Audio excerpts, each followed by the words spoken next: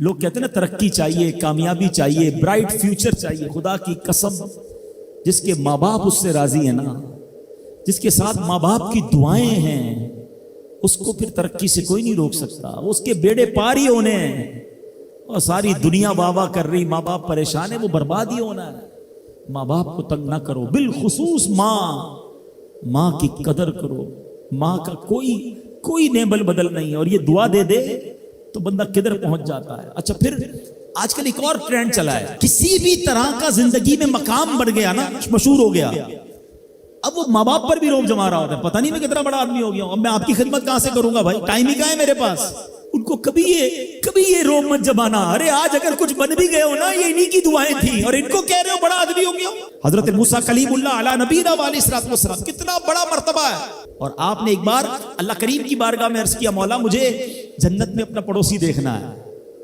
ارشاد کیا ہوا کہ اے موسیٰ، جنت میں تیرا جو پڑوسی ہے وہ ایک فلاں علاقے کا کسائی ہے. آپ حیران ہو گئے، آپ نے کہا مولا مجھے ملنا ہے. ایڈریس بتایا گیا، آپ چلے گئے وہاں پر. ایک نوجوان نے دروازہ کھولا، آپ اندر گئے.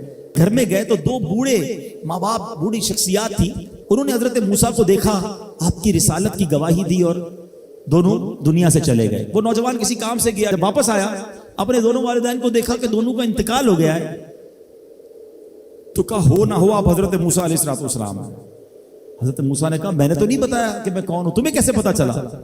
کہ میرے ماں باپ روزانہ دعا کرتے تھے کہ یا اللہ اس وقت تک موت نہ دینا جب تک حضرت موسیٰ کا دیدار نہ کر لیں. آپ ہمارے گھر آئے ہیں، آپ کو انہوں نے دیکھا ہے، یہ چلے گئے دنیا سے، آپ ہی حضرت موسیٰ ہیں. حضرت موسیٰ نے فرمایا بتاؤ کچھ اور بھی دعا کرتے تھے؟ کہاں میں اپنے بوڑھے ماں باپ کیونکہ چبا نہیں سکتے تھے، روز ان کو دیوالے چبا چبا کر کھلاتا تھا. اور جب بھی کھانا کھلاتا تھا نا، میری ماں دعا کرتی تھی یا اللہ میرے بیٹے کو جنت میں موسیٰ کا پڑوسی بنا دینا. حضرت موسیٰ کہتے بیٹا تیری ماں کی دعا قبول ہو گئی ہے، تو ہی جنت میں میرا پڑوسی ہے. یہ ہے ماں کی دعا. اور یہ وہ دعا ہے جو بن مانگے مل رہی ہے، جو ماں کے دل سے نکل رہی ہے. آؤ میں بتاؤں کچھ بڑے آدمی، واقعی جس کو کہتے ہیں بڑا آدمی کون ہوتا ہے. امام اعظم ابو حنیفہ رضی اللہ تعالیٰ سے بڑا تو کوئی نہیں نا، کتنے بڑے وقت کے امام ہیں. مگر آپ کی والدہ ایک مسجد کے امام صاحب سے انسپائر تھی، مقرر تھے، وہ اچھے بیان کرتے تھے. تو آپ کو وہ کہتی کہ جاؤ وہ امام صاحب سے مسئلہ پوچھ کے آؤ. خود مفتی اعظم ہیں، امام ہیں کروڑوں حنفیوں کے. ماں کو یہ نہیں کہا کہ ماں پتہ نہیں میں کتنا بڑا مفتی ہوں، تم مجھے مسجد کے امام کے پاس بھیج رہی ہو. آج تو یہ ڈائریکٹ جواب دے دیتے ہیں نا، مجھے پتہ نہیں میں کون ہوں، مجھ سے بحث کر رہی ہو، اتنی کتابیں پڑھی. ماں تم نے تو پڑھا ہی کچھ نہیں. ابو جان آپ کو دنیا کا کیا پتا، مجھے پتا ہے. سنو امام اعظم، یہ ایسے نہیں بنتے بڑے لوگ. ماں کو کہتے ٹھیک ہے ماں، مسجد کے امام کے پاس جاتے، اس مقرر کے پاس جاتے.